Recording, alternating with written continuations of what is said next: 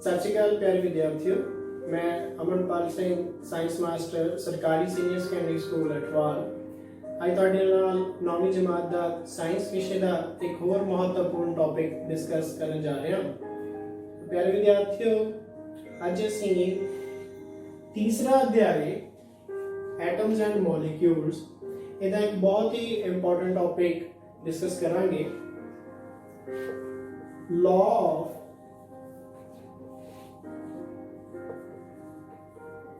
Constant proportion,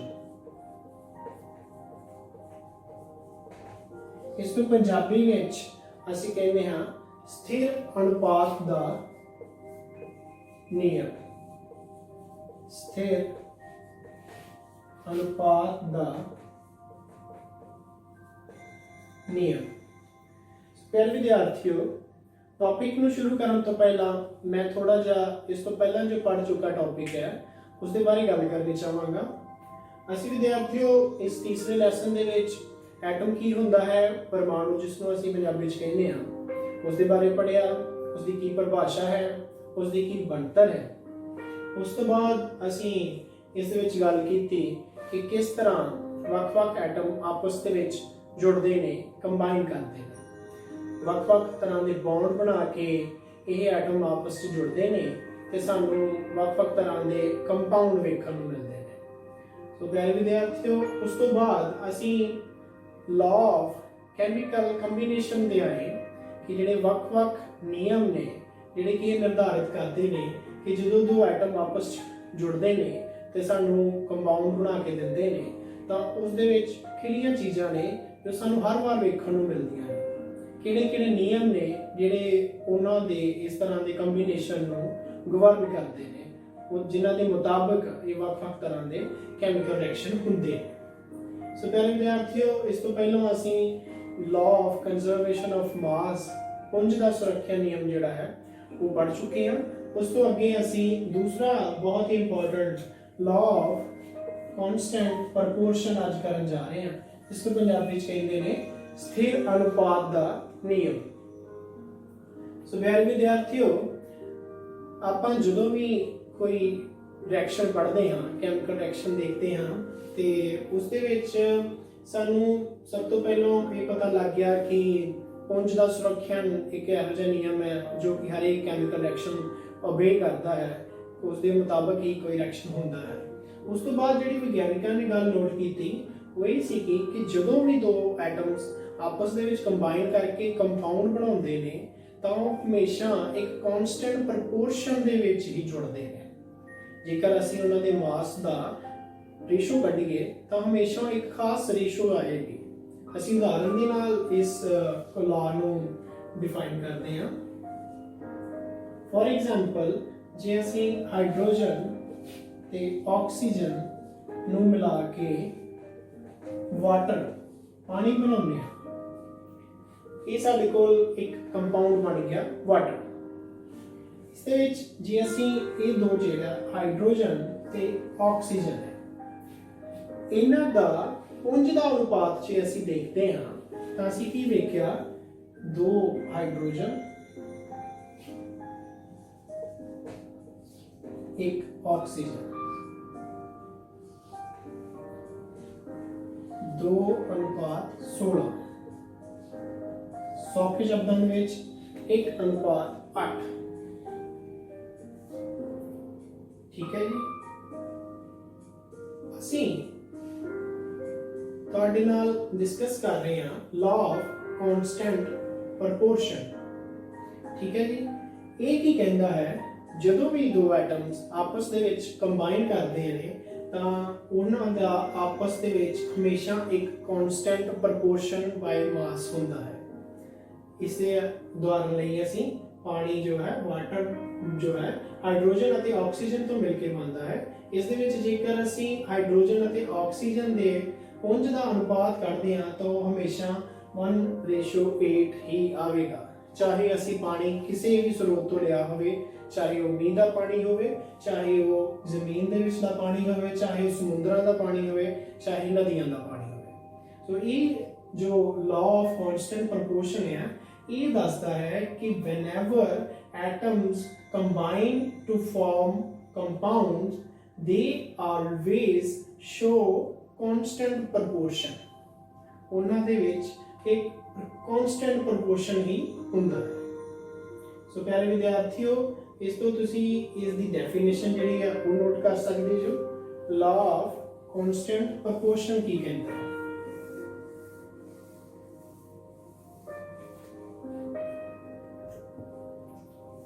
Whenever atoms combine to form compounds,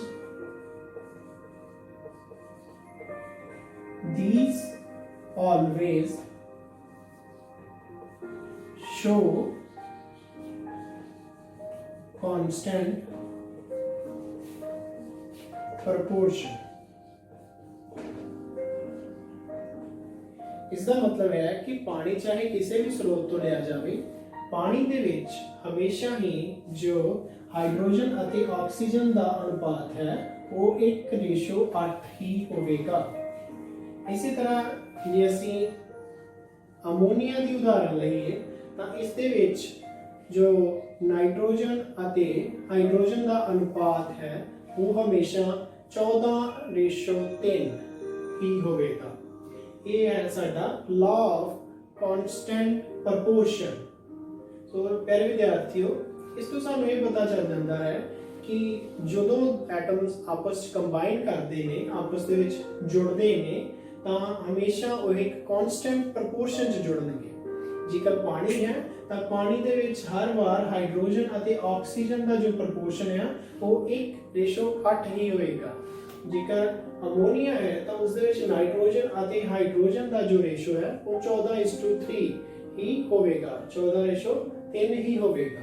ਸੋ ਇਹ ਸੀਗਾ ਸਾਡਾ ਸਥਿਰ ਅਨੁਪਾਤ ਦਾ ਨਿਯਮ, ਜਿਸ ਨੂੰ ਕਿ ਅਸੀਂ ਤੁਹਾਡੇ ਨਾਲ ਡਿਸਕਸ ਕੀਤਾ। ਹਾਈਡਰੋਜਨ ਤੇ ਆਕਸੀਜਨ ਜੋ ਕਿ ਪਾਣੀ ਵਾਲੀ ਐਗਜ਼ਾਮਪਲ, ਨਾਈਟ੍ਰੋਜਨ ਅਤੇ ਹਾਈਡਰੋਜਨ ਅਤੇ ਅਸੀਂ 9ਵੀਂ ਜਮਾਤ ਦਾ ਅਧਿਆਇ ਤੀਸਰਾ ਪਰਮਾਣੂ ਅਤੇ ਅਣੂ ਕਰ ਰਹੇ ਸੀਗੇ। ਉਸ ਦੇ ਵਿੱਚ ਅਸੀਂ ਬਹੁਤ ਹੀ ਇੰਪੋਰਟੈਂਟ ਟੌਪਿਕ ਕੀਤੇ ਤੁਹਾਡੇ ਨਾਲ ਡਿਸਕਸ, ਜਿਹਦੇ ਵਿੱਚ ਸੀਗਾ law of conservation of mass, law of constant proportion. ਉਸ ਤੋਂ ਬਾਅਦ ਅਸੀਂ ਇੱਕ ਬਹੁਤ ਹੀ ਇੰਪੋਰਟੈਂਟ ਟੌਪਿਕ ਡਿਸਕਸ ਕਰਾਂਗੇ, ਡਾਲਟਨਸ ਐਟੋਮਿਕ ਥਿਊਰੀ। ਸੋ ਵਿਦਿਆਰਥੀਓ, ਅਸੀਂ ਦੋ ਨਿਯਮ ਵੀ ਪੜ੍ਹ ਲਏ।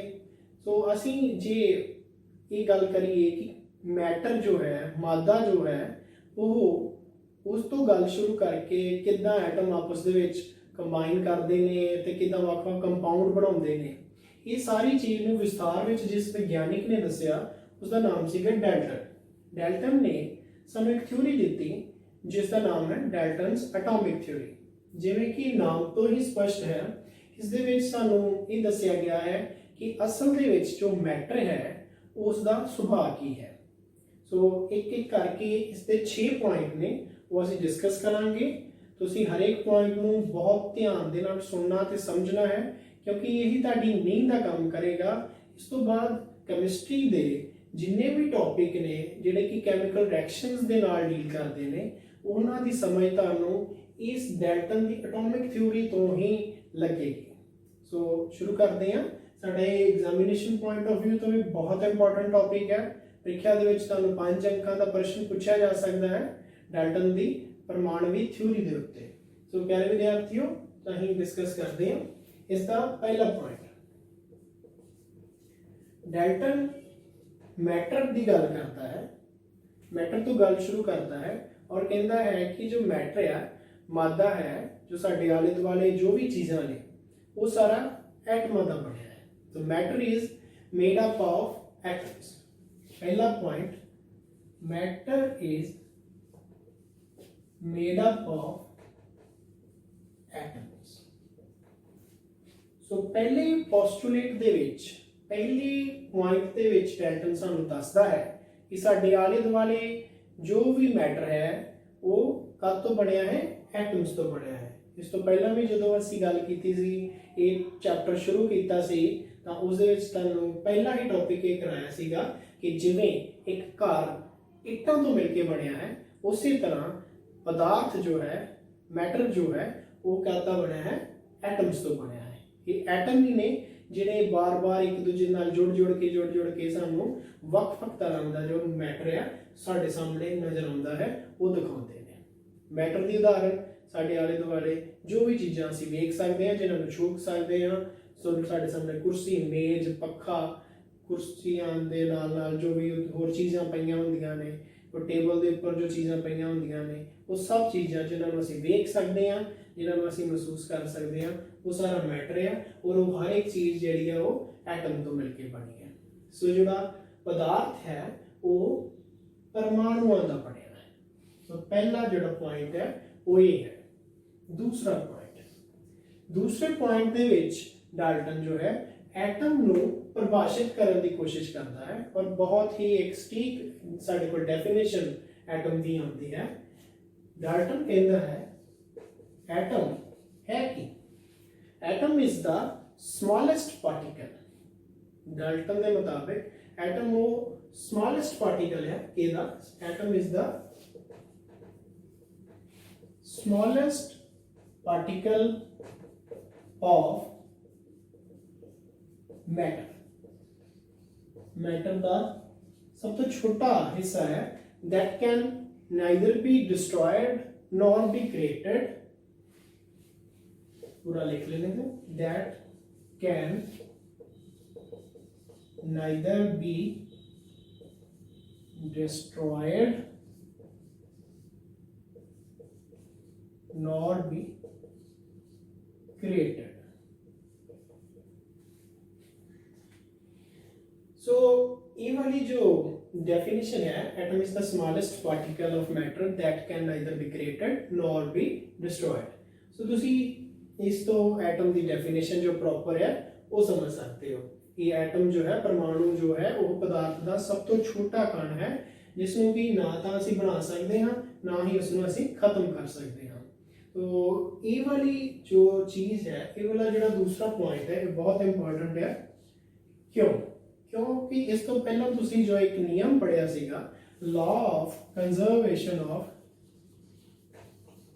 मास, उसकी जो डेफिनेशन सीगी ये उसी दा ही एक तरह नाल प्रूफ है। उंज दा सुरक्षा नियम जिहड़ा है वो इस दे नाल बिल्कुल मैच करता है। सो तुहानूं परीक्षा दे विच एक नंबर का सवाल आ सकता है कि डाल्टन दी परमाणवी जिहड़ी थ्योरी है उसका किहड़ा पॉइंट है जिहड़ा कि उंज दे सुरक्षा नियम दी एक्सप्लेनेशन है, या जिहड़ा उंज दे सुरक्षा नियम दी गल करता है। सो ये दूसरा पॉइंट है डाल्टन दी परमाणवी थ्योरी का, जिन्हों कि असीं law of conservation of mass दे नाल मैच करता कहते हैं। सो बहुत इंपॉर्टेंट है, तुसीं इहदे बारे पहला भी पढ़िया है, याद रखना आसान है। कंजर्वेशन ऑफ मास भी याद रह जाएगा, डाल्टन दी एटॉमिक थ्योरी का दूसरा पॉइंट भी याद रह जाएगा। सो ये सीगा दूसरा पॉइंट। इस तरह के चलते हैं।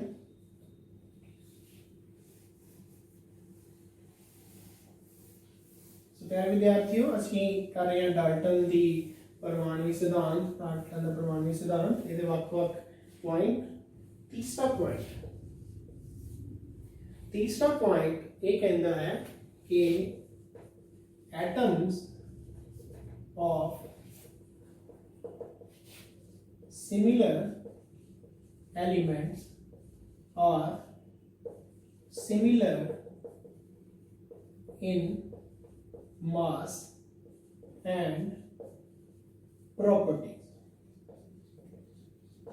ये दसदा है कि जेकर एक ही तरह के एलिमेंट ने, उन्होंने जो एटम ने, उन्होंने गल करिए तो उन्होंने मास और प्रॉपर्टीज जिहड़ियां वा इक्को जिहियां होणगियां। उदाहरण लई ऑक्सीजन, ऑक्सीजन हमेशा गैस ही होएगी और ऑक्सीजन का मास जो है 32 AMU ग्राम, 32 AMU ही होएगा। ऑक्सीजन की जिहड़ी स्थिति है जिस दे विच सानूं मिलदी है वो हमेशा गैस ही होएगी। लोहा जिसनों असीं Fe दे नाल लिखते हैं वो हमेशा सॉलिड ही होएगा। और उन्होंने जंगाल भी लगेगा। क्यों? क्योंकि जो लोहा है चाहे कितों भी मिले उस दियां प्रॉपर्टी सेम होणगियां। तो ये है साडा डाल्टन दी एटॉमिक थ्योरी का तीसरा पॉइंट, जो ये कहता है कि इक्को ਜਿਹੇ ਜਿਹੜੇ ਤੱਤ ਨੇ ਉਹਨਾਂ ਦੇ ਪਰਮਾਣੂਆਂ ਦਾ ਪੁੰਜ ਅਤੇ ਉਹਨਾਂ ਦੀਆਂ ਖੂਬੀਆਂ ਜਿਹੜੀਆਂ ਵਿਸ਼ੇਸ਼ਤਾਵਾਂ ਜਿਹੜੀਆਂ ਨੇ ਉਹ ਇੱਕੋ ਜਿਹੀਆਂ ਹੋਣਗੀਆਂ। ਸੋ ਇਹ ਸੀਗਾ ਤੀਸਰਾ ਪੁਆਇੰਟ। ਇਸ ਦੇ ਨਾਲ ਹੀ ਰਲਦਾ ਮਿਲਦਾ ਪੁਆਇੰਟ ਹੈ atoms of different element will have different mass and different properties। सो ये दे नाल ही रलदा पॉइंट है कि ਜਿਹੜੇ ਵੱਖ-ਵੱਖ ਤੱਤਾਂ ਦੇ ਜਿਹੜੇ ਪਰਮਾਣੂ ਨੇ ਉਹਨਾਂ ਦਾ ਪੁੰਜ ਵੀ ਅਲੱਗ ਹੋਏਗਾ ਤੇ ਉਹਨਾਂ ਦੀਆਂ ਪ੍ਰੋਪਰਟੀਆਂ ਵੀ ਅਲੱਗ ਹੋਣਗੀਆਂ। ਹੁਣ ਇੱਥੇ ਹੀ ਅਸੀਂ ਗੱਲ ਕਰ ਲੈਂਦੇ ਹਾਂ ਹਾਈਡਰੋਜਨ ਦੀ। ਹਾਈਡਰੋਜਨ ਦਾ ਪੁੰਜ ਇੱਕ ਹੈ, ਆਕਸੀਜਨ ਦਾ ਪੁੰਜ। ਜੇ ਗੈਸ ਦੀ ਗੱਲ ਕਰੀਏ ਹਾਈਡਰੋਜਨ ਗੈਸ ਦੀ ਤਾਂ 1 ਜਮਾ 1 2 ਹੋ ਜਾਂਦਾ ਹੈ, ਆਕਸੀਜਨ ਦਾ 32 ਹੋ ਜਾਂਦਾ ਹੈ।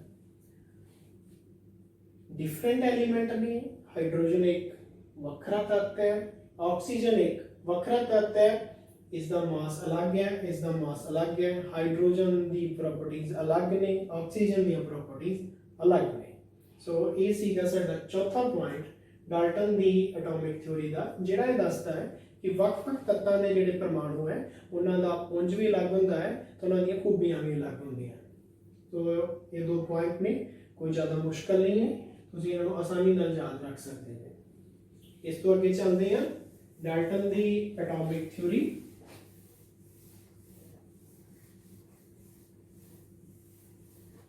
ਚਾਰ ਪੁਆਇੰਟ ਅਸੀਂ ਡਾਲਟਨ ਦੀ ਐਟੋਮਿਕ ਥਿਊਰੀ ਦੇ ਕਰ ਚੁੱਕੇ ਹਾਂ। ਪੰਜਵਾਂ ਇੱਕ ਬਹੁਤ ਇੰਪੋਰਟੈਂਟ ਪੁਆਇੰਟ ਫਿਰ ਤੁਹਾਡੇ ਨਾਲ ਡਿਸਕਸ ਕਰਨ ਲੱਗੇ ਹਾਂ ਡਾਲਟਨ ਦੀ ਪਰਮਾਣੂ ਸਿਧਾਂਤ ਦੇ ਵਿੱਚ ਕੀ ਹੈਗਾ ਹੈ। ਅਸੀਂ ਗੱਲ ਕਰ ਲਈ ਕਿ ਮੈਟਰ ਕੀ ਹੈ। ਮੈਟਰ एटम्स तो बनया है। एटम्स जिहड़ा है वो स्मॉलेस्ट पार्टिकल है जिन्होंने असीं तोड़ नहीं सकते। इक्को जिहे एटम जिहड़े आ उन्हां दी इक्को जिहियां खूबियां हुंदियां ने। ਵੱਖ-ਵੱਖ तरह के जिहड़े एटम है उन्हां दी ਵੱਖ-ਵੱਖ खूबियां ने। उस तो अगे असीं गल करनी है कि जदों एटम आपस च कंबाइन करते हैं, जदों एटम्स आपस दे विच जुड़दे आ तां उदों वो किस प्रकार आपस च जुड़दे आ, उदों वो कोई नियम की पालना करते हैं। उस दे बारे दसदा है सानूं डाल्टन दी एटॉमिक थ्योरी का पंजवां पॉइंट। सो सब तो पहले ਅਸੀਂ ਇਹਨੂੰ ਨੋਟ ਕਰ ਲੈਂਦੇ ਹਾਂ। ਇਹ ਕਹਿੰਦਾ ਹੈ when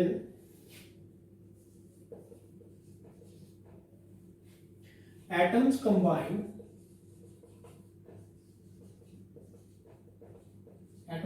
करके ਕੀ ਕਰਦੇ ਆ, they combine to form compound। when atoms combine to form compounds ਤਾਂ ਉਦੋਂ ਕੀ ਹੁੰਦਾ ਹੈ, they always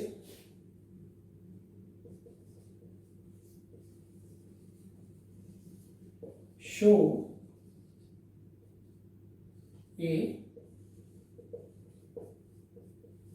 simple whole number ratio। they always show a simple whole number ratio। बहुत इंपॉर्टेंट पॉइंट है डाल्टन दी एटॉमिक थ्योरी का कि जो परमाणु आपस दे विच जुड़ के कंपाउंड बनाउंदे ने तां ओह की है हमेशा एक साधारण अनुपात दे विच जिहड़ा है, साधारण पूर्ण अंक अनुपात जिहड़ा पंजाबी च लिखदे साधारण पूर्ण अंक दे अनुपात दे विच जुड़दे हैं ते यौगिक बनाते हैं। परमाणु जुड़नगे, बॉन्ड बनाउणगे तां की सानूं मिलेगा यौगिक। परमाणु आपस दे विच ਵੱਖ-ਵੱਖ बॉन्ड नूं बंधन, पंजाबी च ਵੱਖ-ਵੱਖ प्रकार के बंधन बनाउणगे ਤੇ ਸਾਨੂੰ ਵੱਖ-ਵੱਖ ਤਰ੍ਹਾਂ ਦੇ ਯੌਗਿਕ ਵੇਖਣ ਨੂੰ ਮਿਲਣਗੇ। ਉਦਾਹਰਨ ਦੇ ਲਈ ਅਸੀਂ ਹਾਈਡਰੋਜਨ, ਆਕਸੀਜਨ ਇਹ ਦੋ ਵੱਖ-ਵੱਖ ਐਟਮ ਕੰਬਾਈਨ ਕੀਤੇ ਤੇ ਸਾਡੇ ਕੋਲ ਪਾਣੀ ਦਾ ਯੌਗਿਕ, ਪਾਣੀ ਦਾ ਕੰਪਾਊਂਡ ਸਾਨੂੰ ਮਿਲਿਆ। ਹੁਣ ਇਹਦੇ ਵਿੱਚ ਵੇਖਣ ਵਾਲੀ ਗੱਲ ਕੀ ਹੈ, ਡਾਲਟਨ ਕਹਿੰਦਾ ਹੈ ਕਿ ਜਦੋਂ ਵੀ ਵੱਖ-ਵੱਖ ਪਰਮਾਣੂ ਆਪਸ ਦੇ ਵਿੱਚ ਜੁੜ ਕੇ ਕੋਈ ਕੰਪਾਊਂਡ ਬਣਾਉਂਦੇ ਨੇ ਤਾਂ ਹਮੇਸ਼ਾ ਆਪਸ ਦੇ ਵਿੱਚ ਉਹਨਾਂ ਦਾ ਇੱਕ ਸਧਾਰਨ ਪੂਰਨ ਅੰਕ ਦਾ ਅਨੁਪਾਤ ਹੁੰਦਾ ਹੈ। ਇਸ ਵਿੱਚ ਅਸੀਂ ਇਹ ਪਾਣੀ ਵਾਲੀ ਹੀ ਜਿਹੜੀ ਉਦਾਹਰਨ ਹੈ ਇਹਨੂੰ ਡਿਸਕਸ ਕਰ ਲੈਂਦੇ ਹਾਂ ਕਿ ਜਦੋਂ ਹਾਈਡਰੋਜਨ ਤੇ ਆਕਸੀਜਨ ਦੇ ਮਿਲਣ ਤੋਂ ਬਾਅਦ ਪਾਣੀ ਬਣਦਾ ਹੈ ਤਾਂ ਇਸ ਦੇ ਵਿੱਚ ਹਾਈਡਰੋਜਨ ਤੇ ਆਕਸੀਜਨ ਦਾ ਜੋ ਰੇਸ਼ੋ ਹੈ, ਦੋ ਹਾਈਡਰੋਜਨ ਨੇ, ਸੋ ਦੋ ਹਾਈਡਰੋਜਨ ਤੇ एक ऑक्सीजन। ठीक है जी। सो हमेशा साधारण पूर्ण अंक दे अनुपात दे विच ही आपस दे विच ਇਹ ਜੁੜਦੇ ਨੇ। ਇਸ ਨੂੰ ਅਸੀਂ ਇਲੈਬੋਰੇਟ ਕਰਨਾ ਹੋਵੇ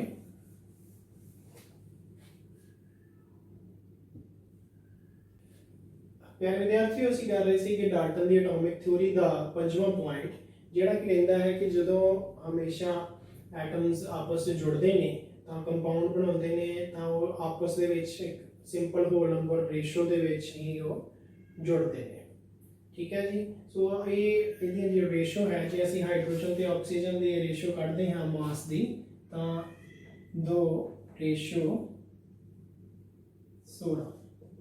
और ये ਸਾਡੇ ਕੋਲ ਹੁੰਦੀ ਹੈ 1:8। ਸੋ ਇਹ ਕੀ ਹੈ, ਤੁਹਾਨੂੰ ਦੱਸਦਾ ਹੈ ਕਿ ਹਾਈਡਰੋਜਨ ਤੇ ਆਕਸੀਜਨ ਜੋ ਨੇ ਉਹ ਆਪਸ ਦੇ ਵਿੱਚ ਜੇ ਉਹਨਾਂ ਦੇ ਮਾਸ ਦਾ ਅਨੁਪਾਤ, ਪੁੰਜ ਦਾ ਅਨੁਪਾਤ ਅਸੀਂ ਵੇਖਦੇ ਹਾਂ ਤਾਂ ਹਰ ਵਾਰ ਪਾਣੀ ਦੇ ਵਿੱਚ 1:8 ਹੀ ਹੋਏਗਾ। ਸੋ ਇਹ ਜੋ ਪੋਸਟੂਲੇਟ ਹੈ ਇਹ ਸਾਨੂੰ ਇੱਕ ਲਾਅ ਦੇ ਬਾਰੇ ਦੱਸਦਾ ਹੈ ਜੋ ਅਸੀਂ ਪੜ੍ਹ ਚੁੱਕੇ ਹਾਂ, ਜਿਹੜਾ ਹੈਗਾ ਲਾਅ ਆਫ ਕਾਂਸਟੈਂਟ ਪ੍ਰੋਪੋਰਸ਼ਨ ਕਿ ਹਰ ਵਾਰ ਜਦੋਂ ਵੀ ਕੋਈ ਪਰਮਾਣੂ ਆਪਸ ਦੇ ਵਿੱਚ ਜੁੜਦੇ ਨੇ ਤਾਂ ਜੋ ਕੰਪਾਊਂਡ ਬਣਾਉਂਦੇ ਨੇ ਉਹਨਾਂ ਦਾ ਜੋ ਪ੍ਰੋਪੋਰਸ਼ਨ ਹੈ ਉਹ ਕਾਂਸਟੈਂਟ ਹੀ ਰਹੇਗਾ। ਕੋਈ ਉਦਾਹਰਨ ਹੈ ਪਾਣੀ ਦੀ 1:8 ਰੇਸ਼ੋ ਦੇ ਵਿੱਚ ਹੀ ਹਮੇਸ਼ਾ ਜਿਹੜਾ ਸਾਨੂੰ ਹਾਈਡਰੋਜਨ ਤੇ ਆਕਸੀਜਨ ਵੇਖਣ ਨੂੰ ਮਿਲਣਗੇ। ਸੋ ਇਹ ਸੀਗਾ ਪੰਜਵਾਂ ਪੁਆਇੰਟ, ਬਹੁਤ ਇੰਪੋਰਟੈਂਟ ਹੈ। ਐਗਜ਼ਾਮ ਦੇ ਵਿੱਚ ਸਾਨੂੰ ਅਕਸਰ ਇਹ ਸਵਾਲ ਪੁੱਛਿਆ ਜਾਂਦਾ ਹੈ ਕਿ ਡਾਲਟਨ ਦੀ ਥਿਊਰੀ ਦਾ ਕਿਹੜਾ ਪੁਆਇੰਟ ਹੈ ਜੋ ਕਿ ਲਾਅ ਆਫ ਕਾਂਸਟੈਂਟ ਪ੍ਰੋਪੋਰਸ਼ਨ ਦੀ ਗੱਲ ਕਰਦਾ ਹੈ। ਤਾਂ ਉੱਥੇ ਅਸੀਂ ਦੱਸ ਸਕਦੇ ਹਾਂ ਕਿ ਪੰਜਵਾਂ ਪੁਆਇੰਟ ਸਾਨੂੰ ਲਾਅ ਆਫ ਕਾਂਸਟੈਂਟ ਪ੍ਰੋਪੋਰਸ਼ਨ ਦੇ ਬਾਰੇ ਦੱਸਦਾ ਹੈ ਤੇ ਉਸ ਦੇ ਸਾਨੂੰ ਇੱਕ ਸਬੂਤ ਪੇਸ਼ ਕਰਦਾ ਹੈ। ਨੈਕਸਟ ਅਸੀਂ ਛੇਵਾਂ ਪੁਆਇੰਟ ਹੈ ਉਹ ਡਿਸਕਸ ਕਰਦੇ ਹਾਂ, ਛੇਵਾਂ ਤੇ ਲਾਸਟ ਪੁਆਇੰਟ, ਜਿਸ ਦੇ ਨਾਲ ਸਾਡਾ ਜਿਹੜਾ ਡਾਲਟਨ ਦੀ ਐਟੋਮਿਕ ਥਿਊਰੀ ਵਾਲਾ ਬਹੁਤ ਇੰਪੋਰਟੈਂਟ ਟੌਪਿਕ ਹੈ ਉਹ ਕੰਪਲੀਟ ਹੋ ਜਾਏਗਾ। ਛੇਵਾਂ ਪੁਆਇੰਟ, ਜਦੋਂ ਐਟਮਸ ਆਪਸ ਵਿੱਚ ਜੁੜਦੇ ਆ ਤਾਂ ਉਸ ਦੇ ਵਿੱਚ ਸਾਨੂੰ ਇੱਕ ਹੋਰ ਚੀਜ਼ ਵੇਖਣ ਨੂੰ ਮਿਲਦੀ ਹੈ ਕਿ relative number of atoms, relative number of atoms, ਇਹਨੂੰ ਪੰਜਾਬੀ ਦੇ ਵਿੱਚ ਵੀ ਅਸੀਂ ਇਹਦੀ ਗੱਲ ਕਰਦੇ ਹਾਂ ਸਾਪੇਖ ਗਿਣਤੀ। Relative number of atoms in a compound, relative number of atoms in a compound is always a constant. In a particular compound, एक खास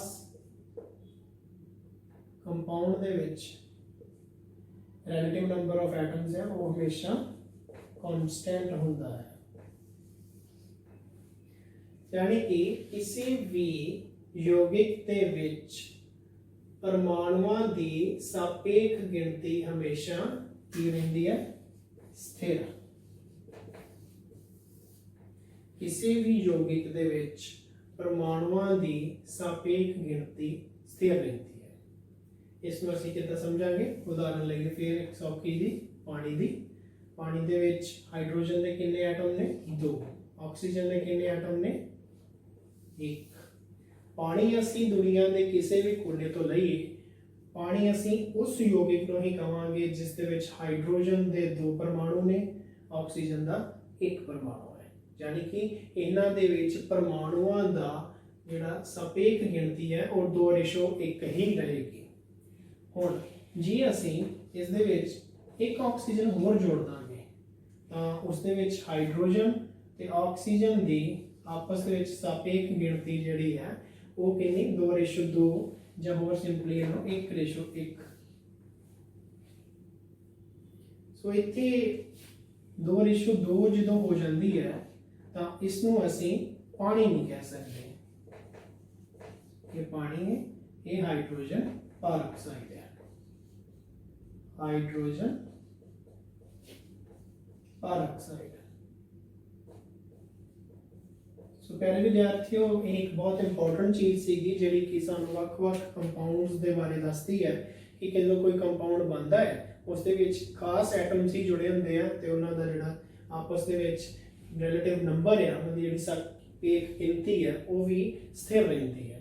ਇੱਕ ਬਹੁਤ ਇੰਪੋਰਟੈਂਟ ਪੋਸਟੂਲੇਟ ਸੀਗਾ ਜਿਸ ਨੇ ਕਿ ਸਾਡੀਆਂ ਬਹੁਤ ਸਾਰੀਆਂ ਗੁੰਝਲਾਂ ਨੂੰ ਆਸਾਨ ਕਰ ਦਿੱਤਾ ਕਿ ਜਦੋਂ ਅਸੀਂ ਕਿਸੇ ਕੰਪਾਊਂਡ ਦਾ ਨਾਮ ਰੱਖਣਾ ਹੈ, ਕਦੋਂ ਰੱਖਣਾ ਹੈ, ਜਦੋਂ ਵੀ ਉਸ ਦੇ ਵਿੱਚ ਕੋਈ ਐਟਮ ਦੀ ਜਿਹੜੀ ਹੈ ਸਾਪੇਖ ਗਿਣਤੀ ਜਿਹੜੀ ਹੈ ਉਹ ਬਦਲਦੀ ਹੈ ਤਾਂ ਇੱਕ ਨਵਾਂ ਕੰਪਾਊਂਡ ਬਣ ਜਾਂਦਾ ਹੈ। ਸੋ ਪਿਆਰੇ ਵਿਦਿਆਰਥੀਓ, ਇਹ ਸੀਗੇ ਡਾਲਟਨ ਦੀ ਐਟੋਮਿਕ ਥਿਊਰੀ ਦੇ 6 ਪੁਆਇੰਟ। ਬਹੁਤ ਹੀ ਆਸਾਨ ਨੇ, ਜੇਕਰ ਅਸੀਂ ਇਹਨਾਂ ਨੂੰ ਬਹੁਤ ਧਿਆਨ ਦੇ ਨਾਲ ਪੜ੍ਹੀਏ, ਤੁਸੀਂ ਇਹਨਾਂ ਨੂੰ ਸੁਣਿਆ, ਚੰਗੀ ਤਰ੍ਹਾਂ ਤੁਸੀਂ ਇਹਨਾਂ ਦੀ ਤਿਆਰੀ ਕਰੋ। ਡਾਲਟਨ ਦੀ ਐਟੋਮਿਕ ਥਿਊਰੀ ਪ੍ਰੀਖਿਆ ਦੇ ਪੁਆਇੰਟ ਆਫ View ਤੋਂ ਬਹੁਤ ਇੰਪੋਰਟੈਂਟ ਹੈ। 5 ਅੰਕਾਂ ਵਾਲਾ ਪ੍ਰਸ਼ਨ ਇਹਦੇ ਉੱਤੇ ਅਕਸਰ ਪੁੱਛਿਆ ਜਾਂਦਾ ਹੈ। ਸੋ ਪਿਆਰੇ ਵਿਦਿਆਰਥੀਓ, ਤੁਸੀਂ ਇਹ 6 ਦੇ 6 ਪੁਆਇੰਟ ਬਹੁਤ ਵਧੀਆ ਤਰ੍ਹਾਂ ਤਿਆਰ ਕਰਨੇ ਨੇ। ਇਹਨਾਂ ਨੂੰ ਯਾਦ ਕਰੋ, ਕਾਪੀਜ਼ ਦੇ ਉੱਪਰ ਨੋਟ ਕਰੋ, ਦੇਖੋ ਕਿ ਡਾਲਟਨ ਦੀ ਐਟੋਮਿਕ ਥਿਊਰੀ ਦੇ ਕਿਹੜੇ ਪੁਆਇੰਟ ਨੇ ਉਹ ਜਿਹੜੇ ਲਾਅ ਆਫ ਕੰਜ਼ਰਵੇਸ਼ਨ ਆਫ ਮਾਸ ਦੀ ਗੱਲ ਕਰਦੇ ਆ, ਲਾਅ ਆਫ ਕਾਂਸਟੈਂਟ ਪ੍ਰਪੋਰਸ਼ਨ ਦੀ ਗੱਲ ਕਰਦੇ ਆ। ਪ੍ਰੀਖਿਆਵਾਂ ਦੇ ਵਿੱਚ ਛੋਟੇ ਪ੍ਰਸ਼ਨ ਵੀ ਪੁੱਛੇ ਜਾ ਸਕਦੇ ਨੇ। ਸੋ ਇਹ ਇੱਕ ਬਹੁਤ ਇੰਪੋਰਟੈਂਟ ਟੌਪਿਕ ਅੱਜ ਅਸੀਂ ਖਤਮ ਕੀਤਾ ਹੈ। ਮੈਨੂੰ ਉਮੀਦ ਹੈ ਕਿ ਤੁਹਾਨੂੰ ਸਾਰਿਆਂ ਨੂੰ ਬਹੁਤ ਵਧੀਆ ਲੱਗਿਆ ਹੋਵੇਗਾ। ਤੁਸੀਂ ਇਸ ਦੀ ਰਿਵੀਜ਼ਨ ਕਰਿਓ, ਤੁਹਾਡੇ ਲਈ ਤੁਹਾਨੂੰ ਇਹ ਬਹੁਤ ਰੌਚਕ ਲੱਗੇਗਾ ਤੇ ਤੁਹਾਡੀ ਕੈਮਿਸਟਰੀ ਦੀ ਇੱਕ ਬੁਨਿਆਦ ਦੇ ਤੌਰ ਤੇ ਕੰਮ ਕਰੇਗਾ। ਧੰਨਵਾਦ।